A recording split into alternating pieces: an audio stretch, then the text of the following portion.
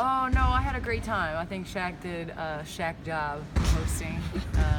Hilarious. I knew he was going to try to give himself like the MVP, the Rookie of the Year, Most Improved, all that. So, no, he did a fantastic job hosting. It was hilarious. But it was an honor for me to be able to give an award to somebody that definitely has inspired me along the way. I mean, I think everybody can say Robin Roberts is the best of the best. So to be on stage with her, I thought it was really nice. What was that like for you just engaging her presence like that, being the legend that she is? You know, Coach Summit, when I was at Tennessee, her and Coach Summit had a great relationship. And she always talked about, you know, people and passion. You know, surround yourself with great people, and that's what Robin Roberts is. You know, as obviously an African-American woman, not seeing a lot of people that look like me on television at the time, and now to aspire. Obviously, she played basketball, and now she's, you know, saying good morning to millions of people every morning. So for me, just to be in her presence, to see what she's overcome, to hear her words, and you know, she's obviously got a lot more to do. I'm sure that Robin was obviously one of your favorite moments of the night, giving her that award. But is there anything else that really stuck out to you about the show? I think Giannis. I think it was fantastic to see the amount of passion and energy that went into that speech and the way he plays the game. You know, I think a lot of critics of when the NBA awards are, how it's like after the playoffs and it's like so far out of the regular season. Sometimes the emotion gets lost, I think, and this year it didn't to me. You could see why he plays the game as well as he does, because he plays with that amount of passion. Do you have any relationship with Craig Sager before you passed? You know, I got interviewed by him at the Beijing Olympics. Okay. And, you know, obviously just in passing, but I wasn't with Turner when he was there.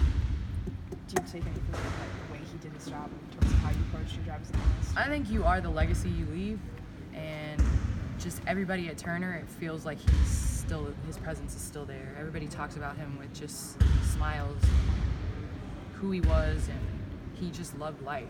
And you know, I think when you don't really know somebody that well, but the people around them speak about them so well, then you know you've lived a great life. And I think that's what he's continuing to do, and I think it's great that they're still honoring him. Was it nice to have that WNBA NBA connection last night? You know, just sort of feel like we're all part of one big family there. Yeah, we always do. You know, Adam Silver does a good job of, you know, obviously making sure that we're a part of everything and just supporting each other. How important is that, especially when we hear, you know, stories about you got, you know, gender equality, payment equality? How important is that to help further the cause as far as the awareness of people, making sure that your cause as far as payment and gender equality are heard? I mean, it's visibility. That's really what it boils down to. I mean, last night at the Legacy Award, talk about Larry Bird and Magic Johnson.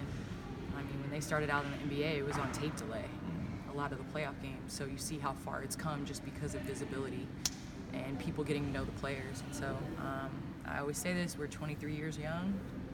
You know, got to give us time to grow. Basketball-wise, it's probably good to be back home for a while. Yeah, great to be back home. Get a good practice in, be able to get this these next 2 days, obviously, getting to know each other, getting your legs back, playing live, and, you know, I think that's going to help us, hopefully. What's your assessment 3 games into your season? I mean, we were 0-3, and I'm not playing the best, so I would say the assessment is we definitely have to get better, but, you know, if we measured a season on right now and the presence, we probably would have a lot more championships because we've started off seasons 14-1 and then lost. So,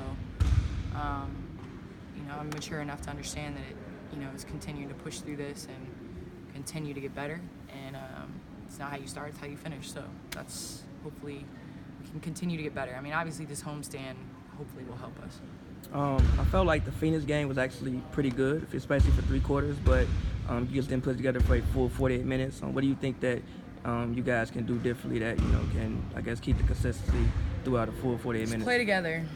I think more time we have on the court together. We've had, you know, nobody's feeling sorry for us. We're not feeling sorry for ourselves, but we haven't had a lot of time on court with one another. And so I think that goes along with it. And then also, I mean, a full 40 minutes playing, we've got to get in shape. So that's kind of what these practices are about, is making sure that our legs are underneath us and we feel good running up and down the court.